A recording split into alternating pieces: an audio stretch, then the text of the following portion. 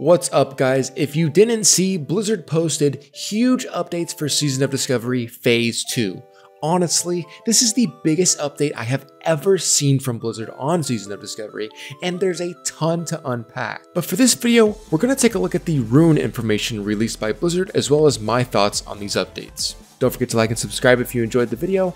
I'm Java Monkey J. Let's get into it. Hey, my name's Nora Valletta, and I'm a lead software engineer on WoW Classic. The team is very excited for you to head out and find those new rune abilities coming soon in Phase 2 of Season of Discovery. I'm excited to hear about them. Peek at some of those abilities, so let's dive in.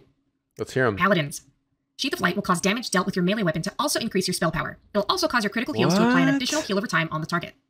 Guarded by the Light will cause your melee weapon hits to restore mana over time. However, the amount healed by Flash of Light, Holy Light, and Holy Shock will be reduced by half. Wow, so Ret Paladins are going to be able to off-heal now. Dealing damage with your melee weapon increases your spell power by an equal amount of 30% of your attack power for 1 minute. Your critical healing spells. That's awesome, man. So Paladins are going to have this like really cool like arcane niche, like Arcane Mage does now, where they can actually do a ton of damage and also get some heals out. This is big. This is big for Paladins. It might make them relevant now, because you could run 2 off healers almost, and probably get away with healing a lot of these fights. That's sick. Good for Paladins, man. They really needed something cool. Hopefully. Okay, so wait. So they have belt and boot engravings. So are we gonna get 8 more runes for each class? Because they usually do 3 to 4 runes for each slot. Holy crap, man. Each time you hit a target with your melee weapon, you gain 5% of your maximum mana per 3 seconds for 15 seconds. Okay, well, the only issue with this is if this is aimed at like a healing, like an H-Pal, they don't really have any mana problems right now. But the amount healed by your Flash of Light, Holy Light, and Holy Shock spells is reduced by 50% during this mana regeneration. Okay, so maybe Reds just take this and run this to be at max mana the entire time. I don't know. This doesn't seem very good for H-Pal. They don't really have mana issues, apparently. Hunters. Melee Specialist is a passive ability which will reduce the cooldown of Raptor Strike, cause it to trigger instantly, and each usage of Raptor Strike has a chance not to trigger its cooldown. Melee Specialist will also remove the cooldown of Mongoose Bite. Trap Launcher allows you to place traps at any location within 40 yards, and allows you to place your traps while in combat. Additionally, your Fire-based and Frost-based traps have separate shared cooldowns. Bro, this is so big for Hunter. If you don't know, Trap Launcher and Wrath, I completely changed the way Hunter plays. Like, now for Hunter, you don't have to go into melee range anymore. I guess wait, no, you still melee weave. But now you trap weave too. You might not have to go in, you might not have to melee weave anymore. You might just be able to trap weave. Wow, that's insane. And can be placed while you're in combat. Holy crap, man. That's so big. I wonder if they're gonna do the Tank Hunter. Oh, they might do the Tank Hunter. Because okay, so Trap Launcher is one of the things you need for Tank Hunter to actually work, because you need a way to generate AoE threat. So you can actually make a Tank Hunter if they have 1 extra rune and Trap Launcher. That's so cool. And then Melee Specialist. Raptor Strike is one of the main melee attacks for Melee Hunter. The main issue with Melee Hunter is that they're mostly just auto-attacking, unfortunately. So actually, it'll give them a really good ability to be casting now. That's awesome. So they'll be able to cast Mongoose Bite on cooldown, and Raptor Strike will be like their main ability. The RNG kind of sucks, but maybe that's to keep them from being too busted with Raptor Strike, because Raptor Strike does do a lot of damage. Wow. W for Hunters, too. This is insane. While in combat. Additionally, your Fire-based and Frost-based traps have separate shared cooldowns. Warriors. Oh, Rallying God. Cry is a defensive ability which can be activated to increase the health of all party and raid members within 40 yards. Oh, Blood Surge gives some of your abilities. That's cool. So it's like a raid cooldown, granting all party and raid members within 40 yards 15% increased health for 10 seconds. That's awesome, dude. Good for them. That's way better than the old Rally Cry. Old Rally Cry is kind of bad. Oh, but they have Blood Surge. Heroic Strike, Bloodthirst, and Whirlwind have a 30% chance to make your next slam within 15 seconds, instant cast, and cost no rage. Oh, bro. It's just going to be another thing, dude. It's just going to be another thing for Warriors. Oh my God, they're going to be insane, man. They're going to be absolutely insane. A chance to make your next slam instant and cost no rage. Rogues. Use Shuriken Toss to throw a shuriken at your enemy. If you don't know, by the way, Slam is just bad until you have that ability literally just turns on Slam. So it's literally just another button for you to be able to hit. It's insane. damage to your target and up to 4 additional nearby targets. Master of Subtlety causes attacks made while stealth and for a short time after exiting stealth. Oh, okay, cool. So rogues have an AoE now. I don't know what kind of cooldown this is on, but that's awesome. Good for them. And attacks made with stealth for 6 seconds after breaking stealth cause additional 10% damage. Oh my god, the ambush spec is going to be disgusting. Rogues are going to be deleting people, bro. They're going to be one-shotting people. And in phase 2, they have all of their cooldowns. They have kidney shot, cheap shot. They have blind. They have everything, bro. Rogues are going to be insane. This is good for them though. This might make subtlety spec a little bit more viable, maybe. Cause additional damage. Priests. Cast Mind Spike to blast your target with Shadow Frost damage and apply a debuff, which increases the critical strike chance of your next Mind Blast on that target. This debuff can stack up to 3 times. And that's insane, dude. Okay, so priests might actually be good now. So they get a scaling primary attack ability. So this is think about this. If you play the game now, think about this like Incinerate. This is going to be Incinerate for priests. That's big. So they're going to be spamming this until they can Mind Blast. They're going to turn around and Mind Blast. They're going to go back to spamming Mind Spike and maintaining dots. This is going to put priests on the map, bro. S-Priest is going to be sick. And you know what this means? This means you might actually want to run a Warlock support spec to get priests additional shadow damage on target. So meta, this is going to make meta better. This is big. This is a big ability for priests. Priests might actually be freaking insane. And fan favorite from future expansions, Pain Suppression can be cast on a friendly target to significantly reduce their damage taken and increase their resistance to spell mechanics for a short time. Dude, this is going to be oh my gosh, dude. In Warsong Gulch, Priests just got even better.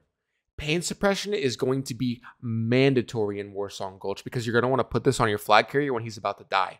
That's insane.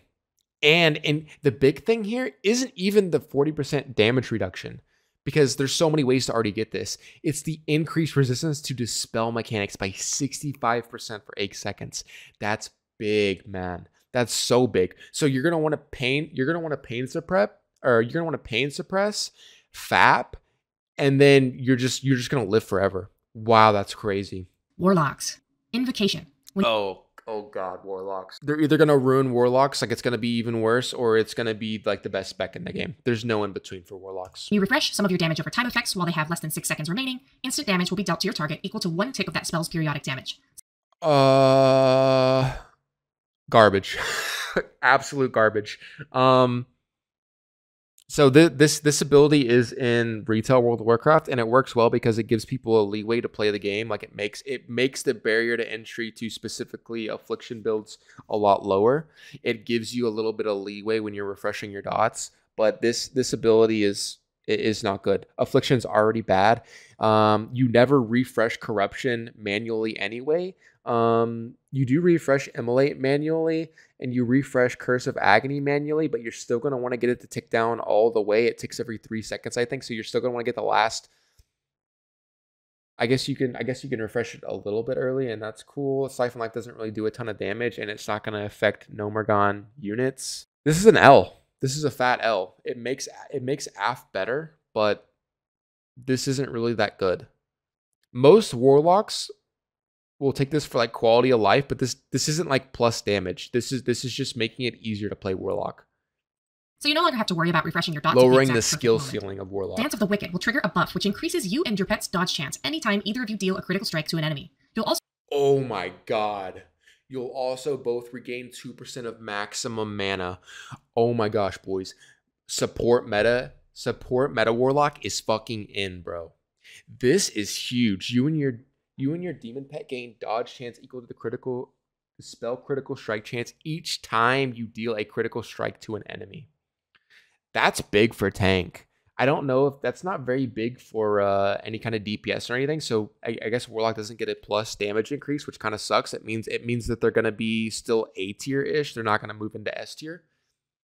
But that's a big W for support Warlock. I think support meta Warlock is going to be super in, bro. It's going to be super in. You're going to want one of your tanks to be the meta Warlock in your caster group. That's big. That's super big. Gain 2% of your maximum mana when that happens. Mages. Missile Barrage gives your Arcane Blast, Fireball, and Frostbolt spells a chance to reduce the channeled duration of your next Arcane Missile spell by half, reduce its mana cost to 0, and cause missiles to fire every 0.5 seconds. That's cool. So this straight up just makes mage rotation more interesting across the board. Gives your Arcane Blast a 40% chance your Fireball and Frost spells, a 20% chance to reduce the channel duration of your next Arcane Missiles. This is just good. It's just straight up good. Adds interesting play with your actual rotation for mage. Chronostatic Preservation is a really cool new spell that allows you to store some of your Arcane, Fire, and Frost energy for later use. You can only hold this energy for a short time before it... What? You can hold this energy up to 15 seconds before it combusts and expires. When unleashed, heals a friendly target for 665 to 998. What? Are you kidding me? Can you cast this on yourself? If you can, mages now have like 3 different ways to heal themselves while they're AoE farming, and this is just like your oh shit heal button. That's insane. Combust and expires, but you can unleash it to heal a friendly target. Shamans. Wow. Maelstrom Weapon causes damage dealt with melee attacks to have a chance to reduce the cast time of your next Lightning Bolt, Chain Lightning, Lesser Healing Wave, Beautiful. Heal, so or melee Lava Burst spell by weaving 20%. for the cast time reduction can stack up to 5 resto times. and Spirit of the Alpha is a 30-minute buff that can be cast on a friendly target to increase the threat generated by that target. You can kind of... So melee weaving for resto and elemental builds. This is cool. Reduce cast time by 20%. So you get an instant cast. Wait, does enhance take this as well then? You get an instant cast spell every like, what is that, like 10 seconds? That's cool. I think of it like the opposite of Blessing of Salvation. Well, wait, infuses the target with the spirit of an elf wolf, increasing all threat generated by the target by 45%. Oh, they have an MD! That's insane! Some shamans choose to battle with one weapon in each hand. Others prefer to dish out devastating blows with a two-handed weapon. If that sounds like you, then we have Two-Handed Mastery. Each time you strike an enemy with a two-handed weapon, and it's on the chest and robe rune. That's huge. 30% attack speed with two-handed weapons. Wow, good for them, man. Cool. So they're going to be able to run Two-Handed Mastery. Cool. So Enhancement Shaman is going to be fucking insane. Because they're going to run Maelstrom Weapon, they're going to run Two-Handed Mastery, and every couple seconds, they're going to Wind Fury proc you and hit you with Maelstrom Weapon with a Lava Burst, and then get their Elemental Mastery proc, and they're just going to delete you. They're going to literally one-shot you. So Enhance is going to one-shot people next phase. Wow. You gain 30% attack speed with two-handed weapons for 10 seconds. Anyways, this is insane, man. Phase 2 is looking incredible, dude. This is so awesome.